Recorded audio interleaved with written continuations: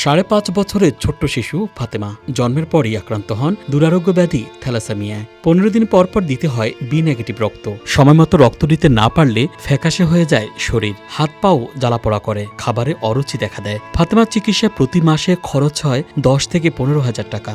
মেয়েকে বাঁচাতে দীর্ঘ ৫ বছর ধরেই একাই লড়াই করছেন হতদরিদ্র বাবা।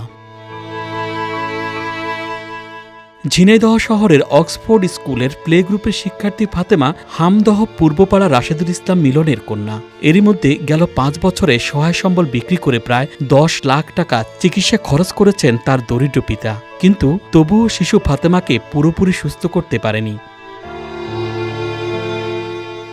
অস্থিমজ্জা প্রতিস্থাপন করা গেলে ফাতেমাকে সুস্থ করা সম্ভব বলে জানিয়েছেন চিকিৎসক। তবে অস্থিমজ্জার জোগাড় হলেও অর্থের অভাবে প্রতিস্থাপন করতে পারছেন না পরিবারটি। ফাতেমার বাবা মিলন একজন চায়ের দোকানদার, নিজে কিছুই করতে পারেননি, তবে ছেলে মেয়ের সুস্থতার জন্য সংগ্রাম করে চলেছেন।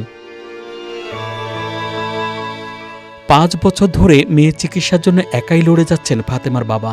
দেশে চিকিৎসা করানোর পর ডাক্তারের পরামর্শে ভারতে নিয়েও চিকিৎসা করে আজ বড়ই ক্লান্ত সে। তার লড়াই সংগ্রাম অর্থের অভাবে যেন ক্রমশই ছোট হয়ে আসছে।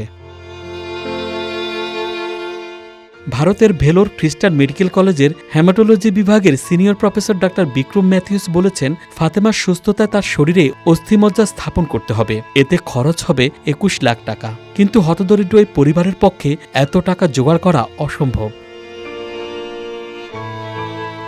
ফাতেমার বড় ভাই তামিমের সঙ্গে অস্থিমজ্জা প্রতিস্থাপনের রক্তের ম্যাচিং থাকলেও অর্থের অভাবে তা এখন অনেকটাই অনিশ্চিত। তবে এমন পরিস্থিতিতে সমাজের বিত্তবানদের কাছে আর্থিক সহযোগিতা চেয়েছেন পরিবারটি। বাচ্চাটা মুখে তাকিয়ে যদি সম্ভব হয় আপনারা, মানে বাচ্চাটা কি করে, এবং হাসপাতালে দেখলি প্রত্যেকটা লোক এবং বিশেষ করে কিছু ডাক্তার আছে একটা টাকাও নেন না, ও ট্রিটমেন্ট করে কিন্তু কোনো পয়সা নেন। আমি একজন চার দোকানদার, আমার কোনো সামর্থ্য নেই, যা ছিল মেয়ের পিছনে খরচ করে ফেলেছি। এখন আমি আপনাদের দাঁড়িয়ে দাঁড়িয়ে চাচ্ছি, আমার মেয়েটা আজ ৩-৪ দিন যাওয়ার অনেক অসুস্থ হয়ে গেছে। মেয়েটা এত পরিমাণ অসুস্থ, সবাই মিলে যদি একটু সহযোগিতা করেন তাহলে আমার এই বাচ্চাটা বেঁচে যায়। তা আপনারা সবাই মিলে যদি আমার মেয়েটার পাশে আসেন তাহলে আমার মেয়েটা সুস্থ হয়ে যাবে। আমি আজ কতদিন ধরে মেয়েটার জন্য ঘুরে বেড়াচ্ছি এদিকে ওদিকে।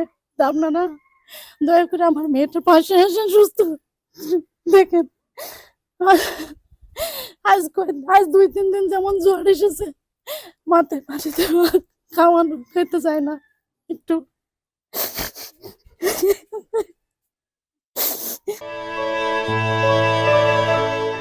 ফাতেমার হাসির আড়ালে চাপা পড়ে আছে এক শোকার্ত বাস্তবতা, বেঁচে থাকার লড়াই, প্রতিদিনের কষ্ট আর নীরব আর্তনাদ। সকলের মানবিক সহযোগিতায় হয়তো সুখের আলো জ্বালাবে এই হতদরিদ্র বাবা মায়ের ঘরে। Dhaka express desk report.